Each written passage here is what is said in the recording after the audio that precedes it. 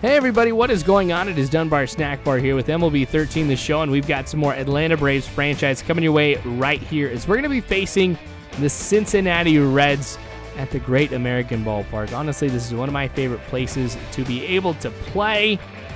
I was kind of debating being the Reds actually for franchise mode this year. I think that they're a great team. I think they have a great chance, of course, to be able to get into the postseason by winning the NL Central. So this is going to be a tough game for me here, I think, especially since we're going to be facing Cueto. So we're going to start the game off here with Justin Upton, who's going to hit this one into right field. That's a good hit. Really close to the line, so just a little single for him. Nice to be able to see that out of Justin Upton, too, who has a tremendous batting average. Now Jason Heyward up at the plate.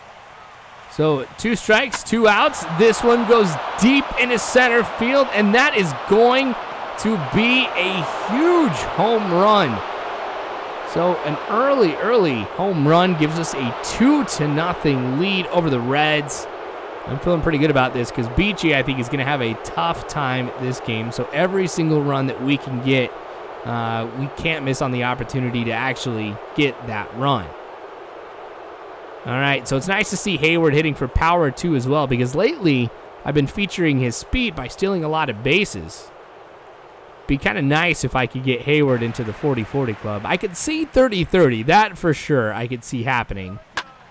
It's just going to be a matter of the home runs here. But the Reds getting a hit up the middle. That's going to be hit number 1 for them. So there goes my perfect game. All right. Anyway, Dan Uggla now up at the plate here in the top of the second.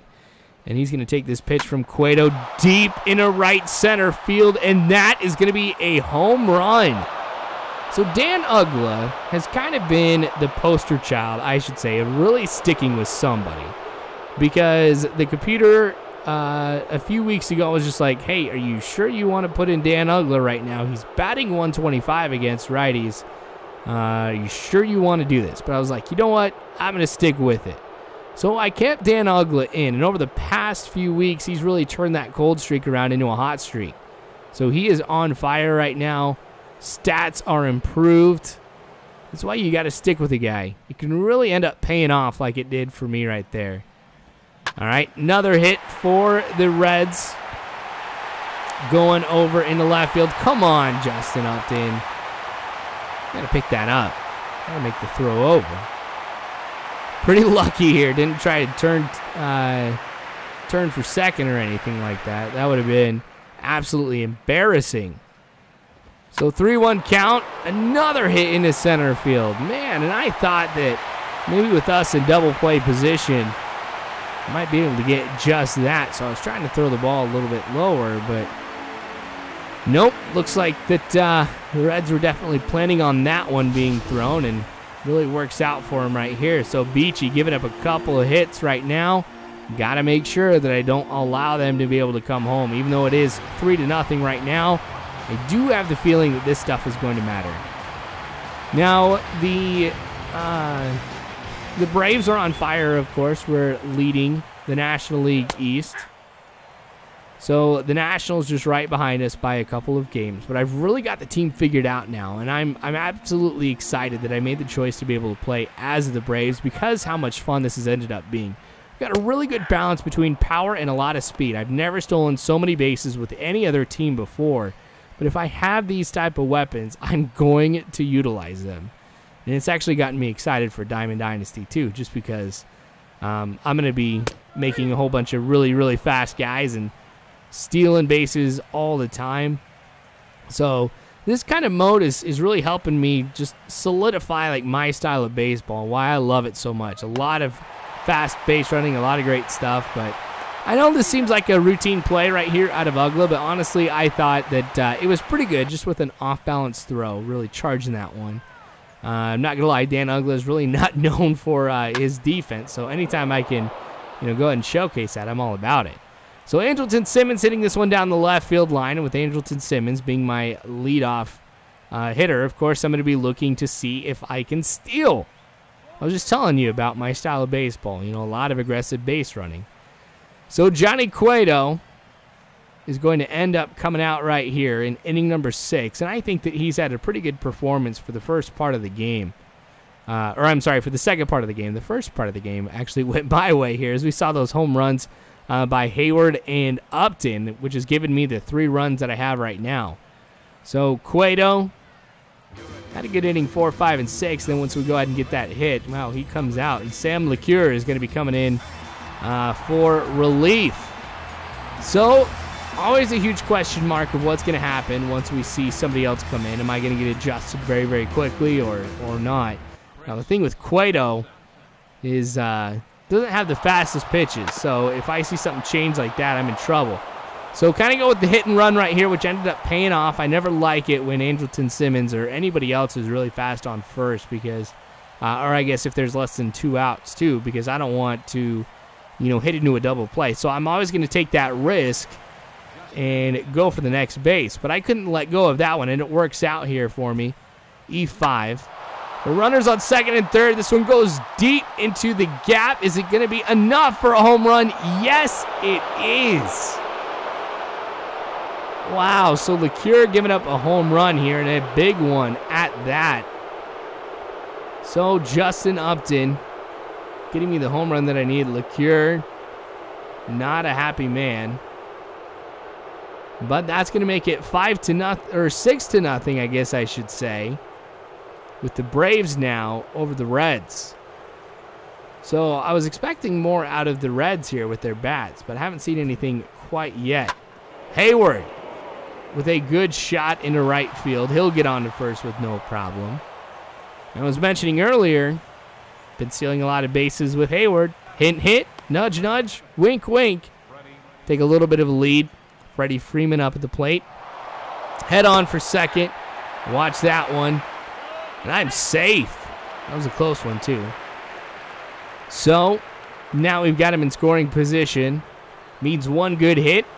Could end up bringing him home. We could make this a 7-0 game here. 1 ball, 2 outs. Ooh, dives for that one. Not able to make the catch.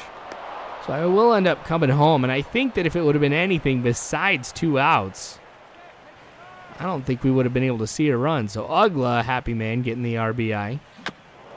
And that one just goes right back to LeCure, who makes the throw over to first. And that inning, which was terrible for the Reds, is done and over with. 2-2 count here in the 6th. That one just splits Johnson and Simmons. Heads on into Justin Upton in left.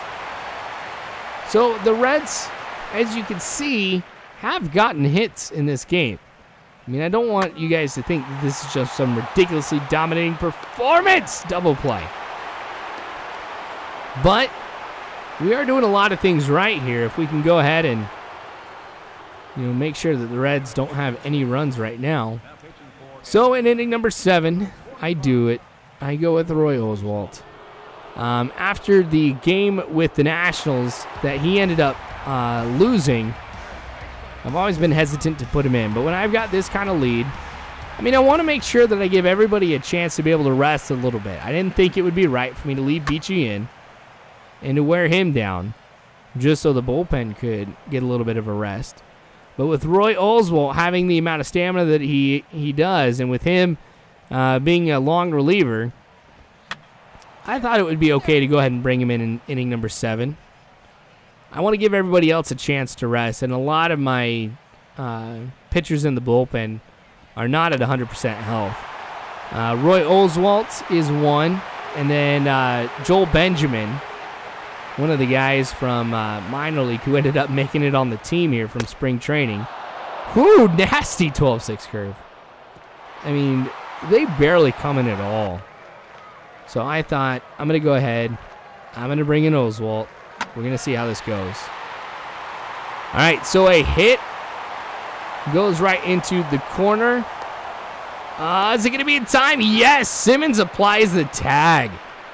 Uggla doing a great job just getting that around over to second here quickly. So I like to see that out of a cutoff man, somebody who can really make that turn and make that throw over to the base.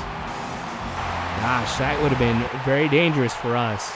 I mean, not very dangerous. It's not like it would have changed the game that much at all. Top of the 9th here. Ooh, this one goes deep. B.J. Upton with the home run. I thought that one might get robbed. I guess he just was not happy that his brother Justin got that home run earlier. So B.J. Upton now has to do it as well. All right, so that's going to give us that much more of a lead. Just a little solo shot.